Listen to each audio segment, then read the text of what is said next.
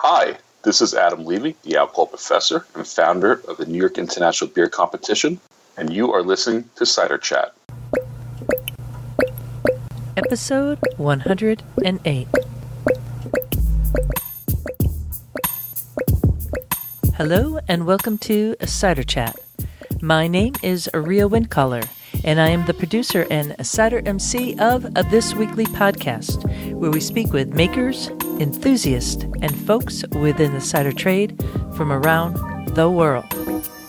This week, we're speaking with Adam Levy and finding out how cider can be submitted into the New York International Beer Competition and how, by your participation in this competition, can help increase visibility for cider.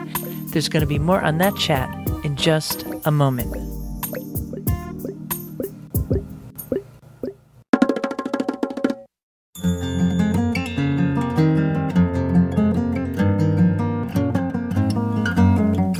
If you're in the southern hemisphere, well, you are going into your solstice period, aren't you? Just as we are in the northern hemisphere. And sadly, your light is going to be diminishing. But the cool part of that is that you're coming into the period of time where you're able to tend the different palms, and soon it'll be harvest time before you know it, in just a couple months. Those of us in the northern hemisphere have been light deprived for a while. It's actually not that long. It's probably only like a month. But for me, it feels like eternity. And I always look forward to this particular week and the date December 21st, which is winter solstice. And traditionally, over the years, there's always been a big fire outside and lots of singing in hopes that Santa Lucia will come our way. Now, I know that there are makers in Sweden.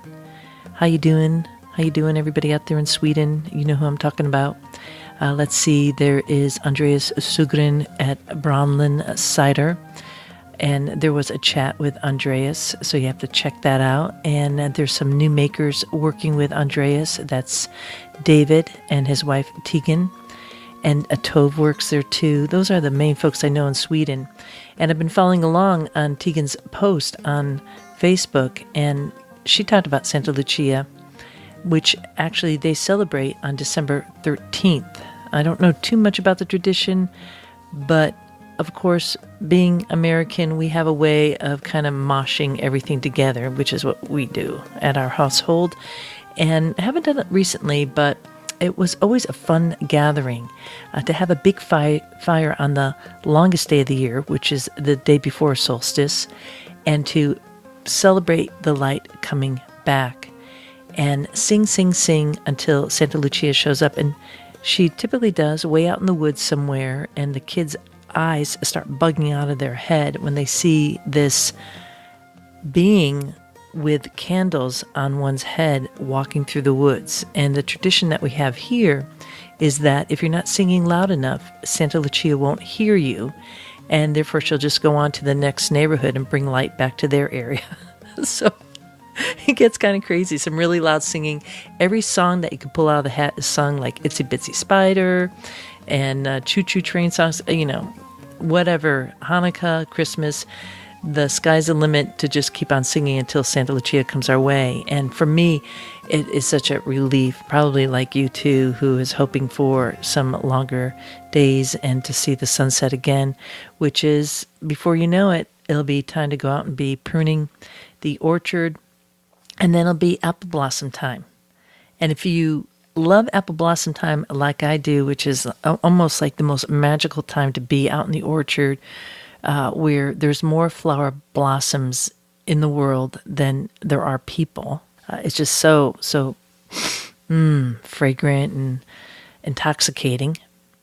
Then you might want to think about coming with me to the United Kingdom in April of 2018, as we are doing the Totally Cider Tour during apple blossom season in Somerset and Herefordshire, stopping at some amazing cideries along the way, drinking lots of cider, having local cheeses, and meeting with some renowned world cider makers, learning about Keeving and their bittersweet apples, and their Perry, of course, too. If you want to find out more about that, go to totallycider.com and register today, because that trip is going to be closing very shortly. Again, that's totallycider.com. You'll be able to find out more about that on the links in the show notes to this episode number 108. In the meanwhile, if you are like me and just digging this time of year, you could sing a little bit of Santa Lucia, Santa Lucia, Santa Lucia, Santa Lucia.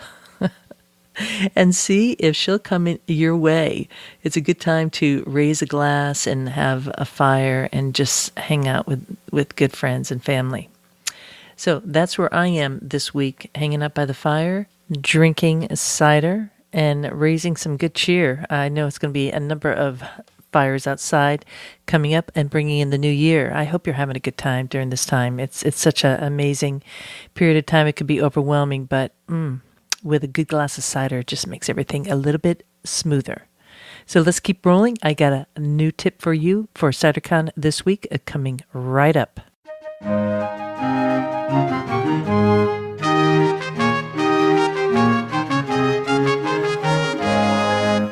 Coming up in January, actually January 31st, is CiderCon, which is the annual conference for the United States Association of Cider Makers. And on that Wednesday afternoon, they have what is called the Cider Share. And there's just a couple tables left. And that means that any cidery that wants to be pouring needs to register now so that they could get all those kind of bells and whistles set up and make sure that you're, front and center. It's a fantastic time. I always have a blast. It looks like they're going to have a VIP hour where distributors and media get to come in and bop around. So that means I will definitely be bopping around with my recorder and able to do little mini chats. That's a great way for me to get a flurry of folks and get as many cideries out there into the airways as possible. So check that out. Cider Share is really a great way to showcase your ciders and to get feedback, and typically just a big smile and hell yeah, that tastes good. And that's something really nice to hear, isn't it? When you're working so hard on your cider, whether you're commercial or non-commercial. I love that feeling. So CiderCon's coming up. Make sure to register now before January 8th, before the price starts going up. So you got a little bit of a window here if you're still sitting on the fence. And I hope you aren't. And if you're an enthusiast, you could attend too. So just go to CiderCon, Google that. You'll find a link to that in the show notes. Well, it is now time to grab a glass and join this chat with Adam Levy, the founder of the New York International Beer Competition.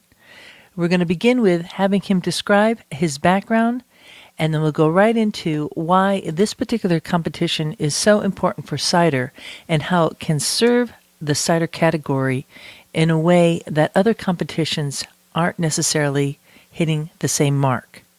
So let's now all grab a glass and join this chat.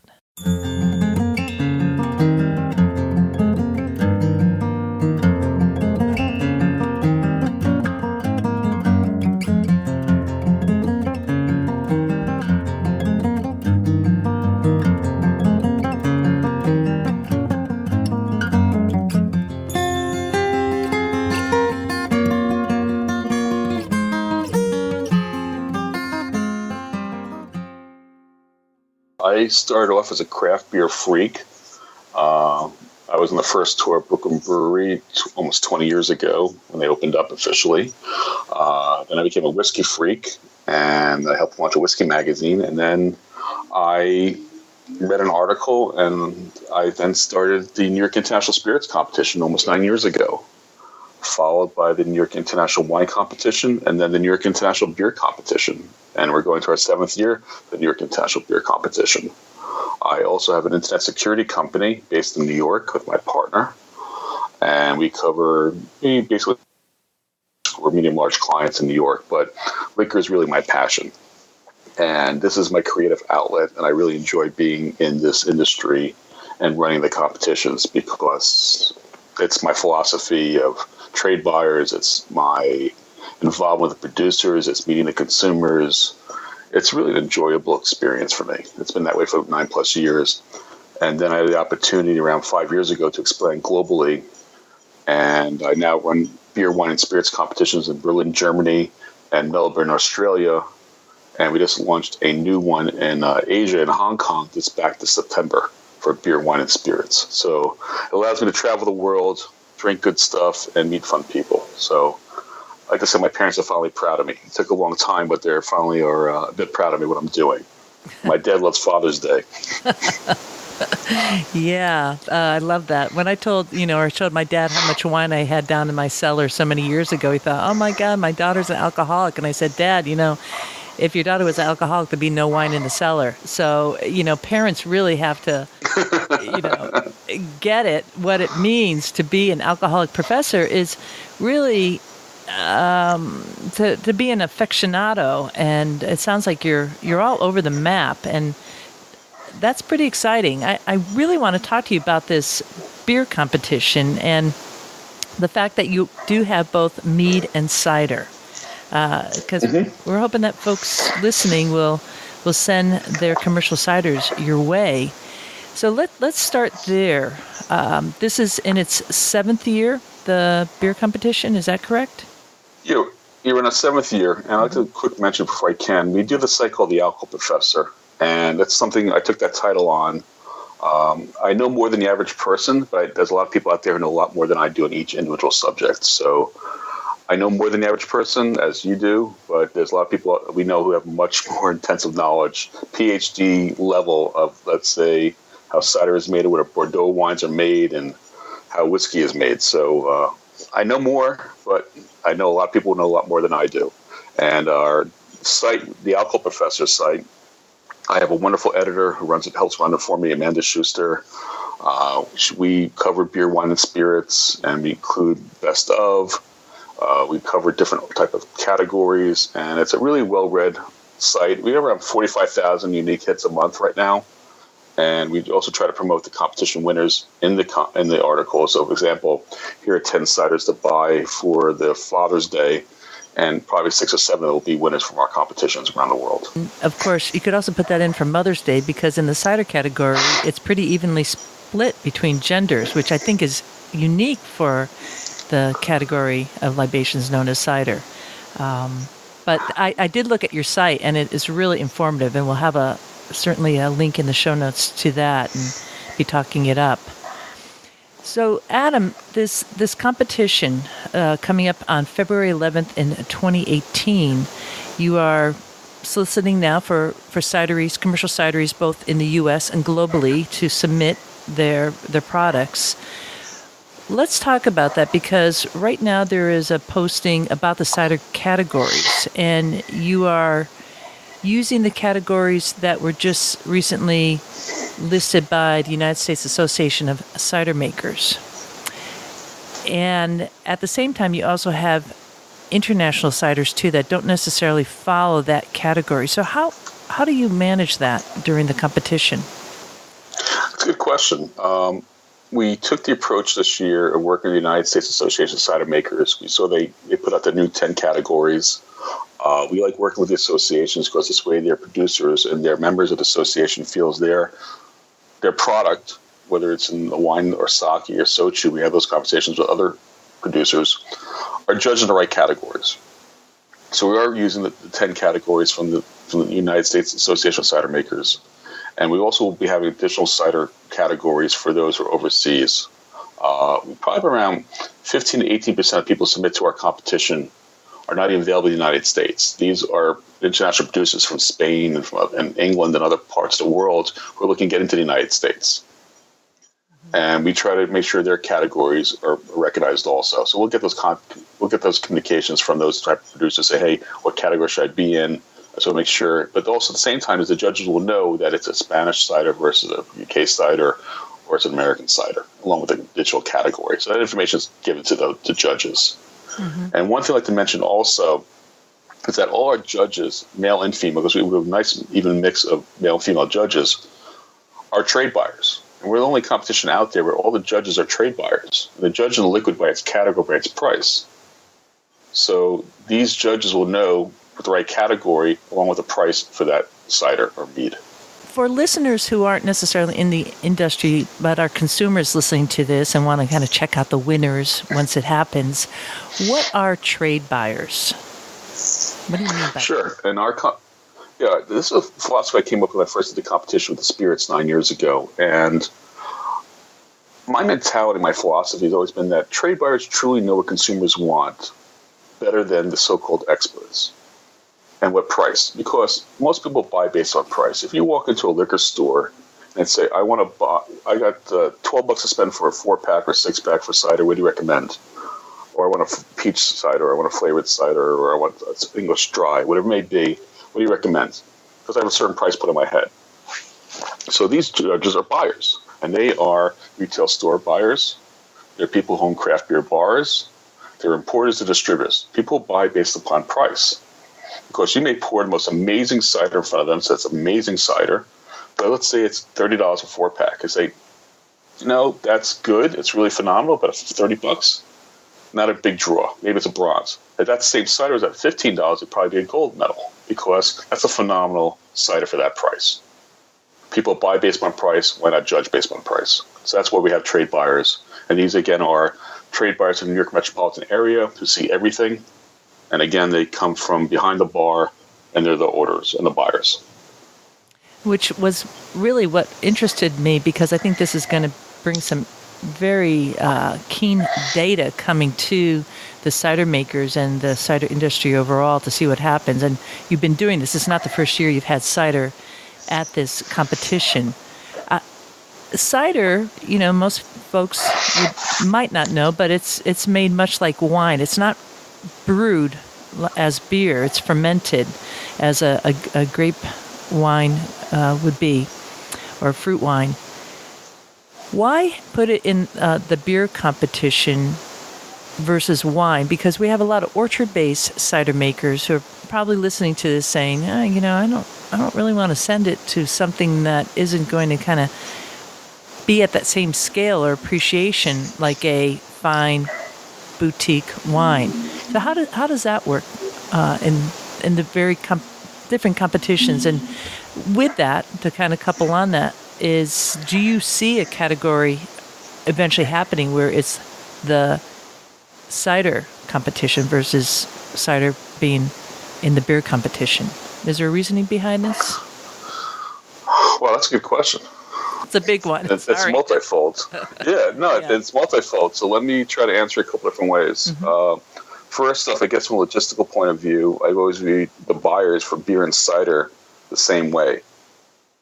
And most of the times, if you walk into a liquor store, those are probably the same people buying for both categories. There's a wine specialist, there's usually a spirit specialist, and most times it's the beer cider people who are that focused. So it's, for logistical purposes, we use the same judges.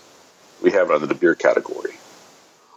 If we got to the volume of, let's say, 500, 700, 800 submissions, I definitely would have no problem splitting off logistically the competition to be a beer competition, a cider competition. I think we're not there numbers-wise. I think there's enough feedback from the associations and the producers saying we want this. I could still do it the same day logistically, and that should be a problem. We used to have sake in the wine competition. The Japanese Sake Sochi Association for Japan said to me, we want to move us to the wine competition. I said, that's fine. You're the producers. I want to make sure you're judged the right way. We made that decision for 2018. Sake is now going into the wine competition 2018. So we're agreeable. We're amenable. We want to make sure whatever someone makes is being judged the right way. So I guess in quick summation, we had beer and cider judges in the same day. If there's enough feedback and requests from a separate competition name for it, which I understand, and those numbers are there, we definitely had no problem splitting that off and create the near contentional cider competition. in those social categories. I do understand their concerns that way. Right. I'm open to that. Well, that's good to know, which I guess in turn, the commercial cider makers listening can help bring that category about by submitting their ciders to be judged and upping, the number that you have there currently. Let's talk about the awards themselves, because you do break this down into a couple different levels. You have the gold and bronze and silver, and then you have regional awards. So can you talk about how medals are awarded and what is involved with that? If a cidery does receive that, what they then can do with that award? Sure. So we're not a medal factory. I'll say that up front. We're not here to hide something where you write a check, you get a medal. That's third grade soccer. That's not my philosophy or my long-term policy. Probably on average, less than 50% win a medal in our competition because we want it to be a respectable competition, not a medal factory. So bronze means the buyer would buy it. Silver means they really like it. Gold means they love it. Again, it's all by price point. And double gold means the whole panel agrees that it is a double gold medal. So if you have three judges, which we have 3 to 5 judges per panel, and you have, let's say, one person says gold, one person says bronze, one person says no medal, one person says silver, they will hash out a consensus decision, and they will argue that point. Now, as I mentioned earlier, let's say you have amazing cider that's $30 against price points. Because they'll take that into consideration, whether it's at $30, it's a bronze, but that same cider was at, say, $20 or $18, that may be a gold medal winner. And this is also good feedback from a buyer perspective back to the producer, because they can see are they at the right price point in the industry. That's good feedback for them. Because I've had those calls say, how come I only want a bronze? I didn't want a double gold like I won this other competition. I looked at the notes and said, hey, your cider may be too expensive for the market. That's why you got this medal. So it's a feedback that way. Now, once the medals are awarded, bronze, silver, gold, whatever it is, I may then put my marketing hat on and see what cider or mead stood out. And let's say, for example, a certain cider producer from Wisconsin did really well with other Wisconsin cider makers. I may make that person, that producer, cider producer of the year for Wisconsin. So sometimes we go back and look and see if any individual medals can be awarded based upon if they stood out from their competition on an individual level. What do winners get when they win in our competition? Well, they win a couple of things. One, they actually get the physical medal. It's a 2-inch medal, which I think is nicely designed and that's real. They also get the digital images, which they can put on their point of sale material, big banners, knock yourself out. We want you to promote the competition. If you want to do a license on the bottles, that's fine. We can work that out with you, or stickers, that's fine. We can supply that for you also. We also post it in press releases and on our website, the winners. And again, we also try to promote that also through our website, the Alcohol Professor. We also are quoted numerous times in the different publications around the country and the world. Of course, they win in our competition. We may get a call from Cincinnati newspaper, from the beer cider writer saying, can you tell us about the competition, who won, why this person won? So we're always open to promote the competition, the winners, to the press. Right, a lot of cross-promotion. Hope that helps. Hearing that, yeah, that makes absolute sense. So yes. When judging, a lot of competitions might use the beer assessment, BJCP, I think it is. What are your judges using, and how does the price point come in order to judge the ciders? Are you referring to the beer or the cider? I'm referring to cider, and I know that a lot of competitions are kind of wrestling with that, both in the U.S. and around the world. They're kind of making their own setups for how to judge it and the sheet that they're using for judging. So they've been pulling in on different, professionals in cider for that. So I'm wondering what script are you using for judging the ciders? Is that clear? It's on the beer side, we do use the BJCP, but we basically, again, only have trade buyers judging. So we don't have people who've gone through the BJCP process. We basically say, we're asking buyers, would you buy for that price, that specific piece.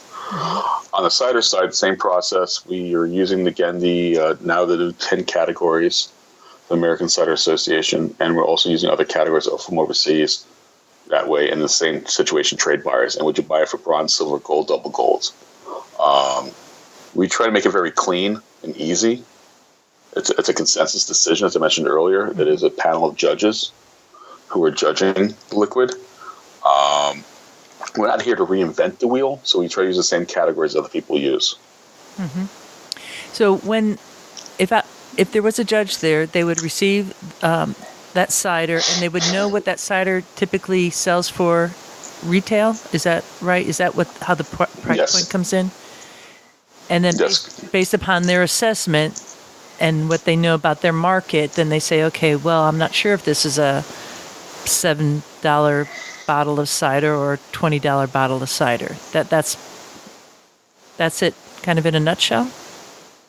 Yeah. Okay. Yeah, it's basically, would you buy it for that price? Mm-hmm. We try to keep it very clean. There's no so-called experts. It's people who actually buy for a living and run that craft beer cider bar, who are the retail store buyer, who's the distributor, who's the importer. Mm-hmm. Would you buy that price, that retail price? Now, my thought is that this would be a good place to make the connection and networking with potential distributors and buyers. So if you're based in New York for this competition, but if this is a cidery in San Diego or the Pacific Northwest or Michigan, Virginia, that this would be an opportunity to showcase ciders that the trade judges wouldn't normally be in their access. Is that true? Would that be one way to think about it? Oh, yeah. I mean, we definitely have judges. We definitely have ciders coming from around the world. And as I mentioned earlier, around 15 to 18% of people submit to our competitions not even available in the United States, and they're looking to get into the United States. You have people from Wisconsin and San Diego trying to get into the New York market, and you don't have to be in the New York market to be in the competition. But a lot of times we find the winners who win from Wisconsin or California or from Georgia, they're very proud of their wins from our competition because, again, there's a trade buyer-focused competition. It's for the trade. Right. Great. Now, I know that you're going to be at CiderCon in the area, which is, and let me just catch up listeners with that, which is the United States Association of Cider Makers annual conference is taking place in Baltimore, Maryland, January 30th through February 2nd. And Adam, you're going to be having a booth in the vendor area, which is open to everyone attending. Can you tell us a little bit about what, if a maker wants to come and talk to you about the competition, would there still be time to enter at that point, or do you have a deadline for entries into the one coming up in February, which is shortly after CiderCon? Well, I'm actually very excited to go to CiderCon this year. Actually, my schedule works out this way, so I'm very excited about attending. I will have a tabletop there. I'm also going to announce, if I may, if you bring me your ciders to the show, I'll bring them back to the competition.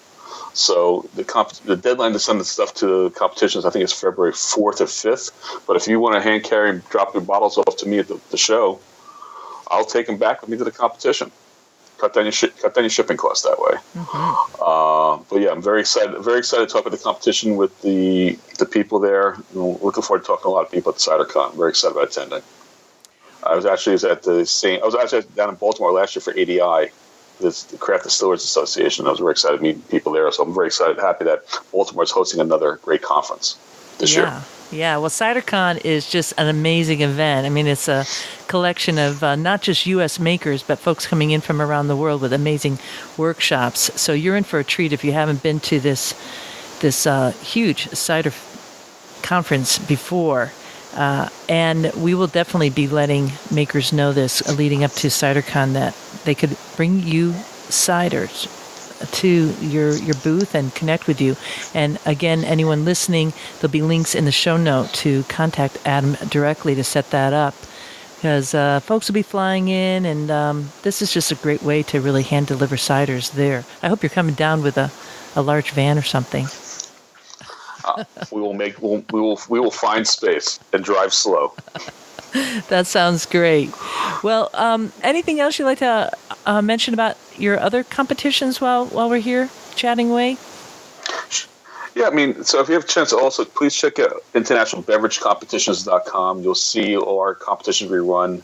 Again, we have New York Beer, Wine, and Spirits. We have Berlin, which is in March 4th. For my Berlin competition, we're doing free shipping to Berlin. Okay. So if you have a cider producer who wants to go to Europe, we have free shipping to Berlin competition.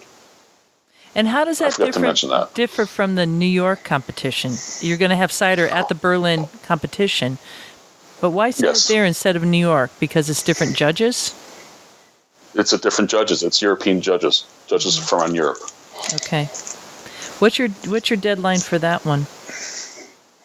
I think it's also like February 4th. Okay. All right. So we're telling people that if you want to send stuff to us for the competition, you can send twice the amount. One goes to New York, one goes to Berlin.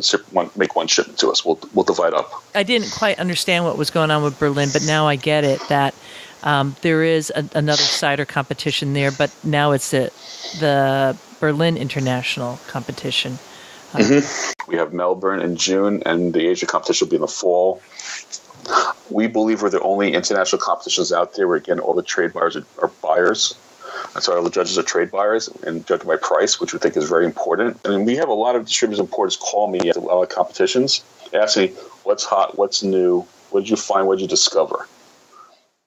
And we enjoy being that portal of information back to the distributors and importers and the retailers saying, what's new, what's hot, what's great, what really stood out for you. Besides look at the results, they look at the results, they call me. And I get these calls all year round. And I'm happy to be that type of resource in the industry. And we're very happy to be where we're at. We're respected because of our site and what we do. On this week's podcast, I'm talking to you, and episode 107 is out on the Cider Junction. And I was talking up the competition and mentioning that you became a sponsor of Cider Chat during this period of time, and I really appreciate that. And what I said to listeners is that, I feel a bit selective about that. And what really caught my attention about this particular competition and why I wanted to work with you is that I think the information that commercial makers are going to receive is so valuable. So often, especially a year or two ago, and even now, I felt like the pricing for cider was just all over the map. And some ciders coming on the market, there was just a flurry of it, and not necessarily at a price point that I thought it should have been. And then some, I thought, holy smokes, this is an amazing bottle of cider. And I think because right now there's such a flush of ciders, and the excitement is there, but there's not a lot of info for the industry on how to price, and is that holding makers back, and is it having an impact on the consumers? That is really, really key. Again, you could have the most beautiful product in the world, but if you can't get it to the folks who want to consume it, then you're kind of just treading water. So I was really excited about that, and hoping that this will provide information to everyone out there in the cider trade for moving forward. Eventually, my hope is that you will become so successful. I see that last year you had 400 ciders. Are you shooting for, or 400 submissions, right? Are you shooting for a certain amount of submissions that it would cut off where you would actually branch off into another competition for cider, which is my hope, if you can't tell? Listen, this is good feedback. And I like to also engage people at CiderCon because that's how I learn. I mean, how we tweaked this competition is when I first did the competition, the spirits competition 9 years ago, we did a price band. For example, let's say $30 to $45 for Irish whiskey. Because of the feedback we got from the producers and the judges, we tweaked and tweaked and tweaked and tweaked. And talking to the Cider Association, and talking to the Sake Sochu people and everybody else, that's how we get better. So if I get that type of feedback from the people at CiderCon saying we want to make this have a separate cider competition this way, I'm all for it. If I get the feedback for that, I'm all for it for this year. in the coming years going forward. The exact number amount and submission-wise, we're almost there. I think with working with you guys on Cider Chat and talking to Cider Association people, I think we're almost there to make that move to happen. That is exciting. Well, I'm really thrilled to have this opportunity to get a little bit more info and to kind of clear up some of the things that I was wondering about. And for anyone out there in Ciderville listening, this is a pivotal moment when you have somebody like Adam willing to do all that he is and have a very unique competition. The key thing is that I want to make sure any producer who submits my competition, whether it's New York, Berlin, Melbourne, Hong Kong, your beer, mead, cider, soju, absinthe, whatever it may be, that you're judged in the right category in the right way. That's the most important thing to us, that you're judged in a clean, respected competition in the right way. And that's the most important thing. And if anyone has any questions, reach out to us. Our website number is obviously nybeercompetition.com. Our phone number is 917-338-0163, extension 1. Yes, you can call me. Send me an email at info@nybeercompetition.com. And hopefully come see me in person, face-to-face at CiderCon also, at my table.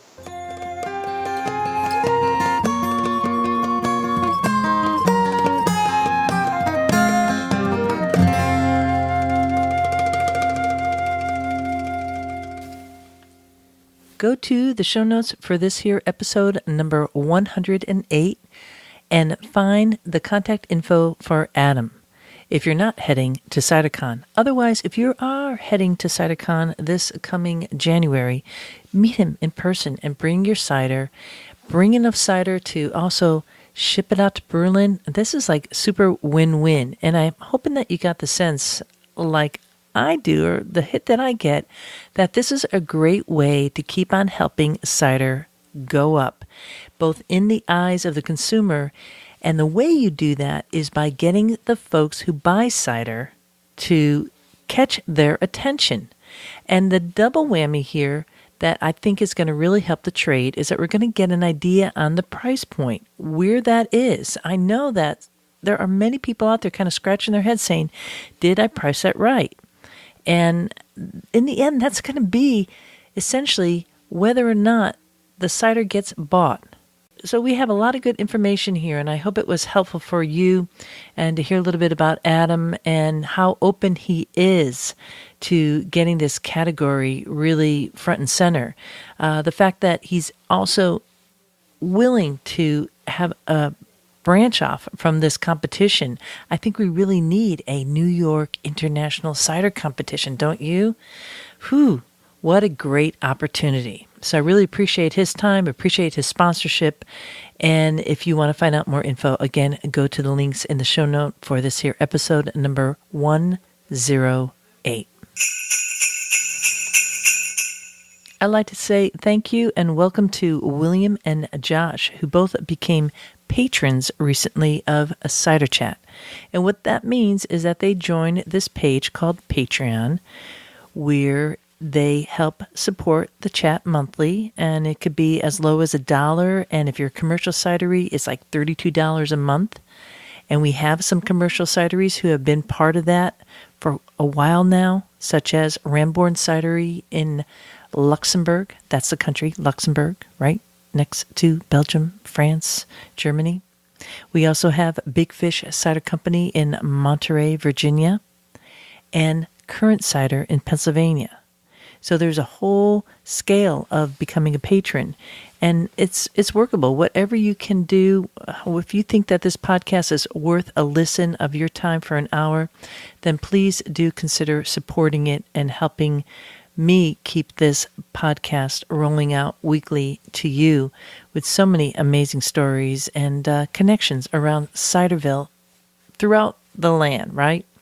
So become a patron today. And there's about 25 patrons now. And next week, I'll be going live with something that first went out to the patrons. And it's going to be my little holiday gift to all of you. So that'll be a fun little piece of technical info. And for the patrons, they're getting a even longer chat next week that will be just specific for patrons. And so that's kind of in that hood there. So it's special. These are different ways that I try to keep the podcast going, and really saying a big thank you to the many people who really support the podcast. And there's a lot of you out there. I want to say thank you to all the little social media on Instagram, the stories that come, the highs that I receive, or when you're tagging Cider Chat here or there on Twitter. At Twitter, I am at Cider Chat. There's a Cider Chat Facebook page, which is really nice to see who's joining. A lot of new people we'll be catching up with, welcoming all them soon. And also, of course, Instagram, which is Cider Chat, Ciderville. That means the world to me. Probably like you, it could be a little lonely out there. You think you're doing like, why am I doing this week after week? My hands are cold. I'm picking apples, or, I'm trying to get people to taste this at a store where everybody just wants to drink craft beer. Whatever it is that you're doing to help cider get reached out to the world, or just enjoying a good glass that you made yourself, or somebody's glass of cider that they produced on their orchard-based cidery or at their urban cidery.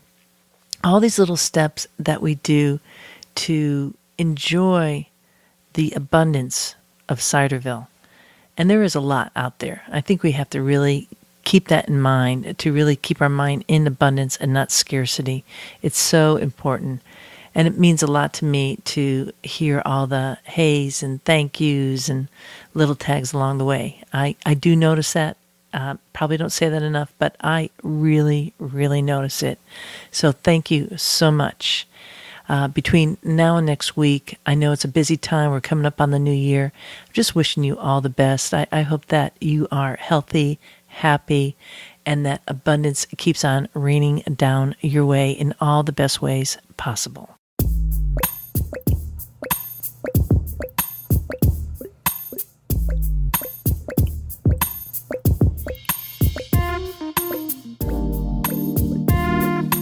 I'm going to roll out of here now, Ciderville. This is Real Wind Caller signing off just for now. I'm looking forward to seeing you in Ciderville.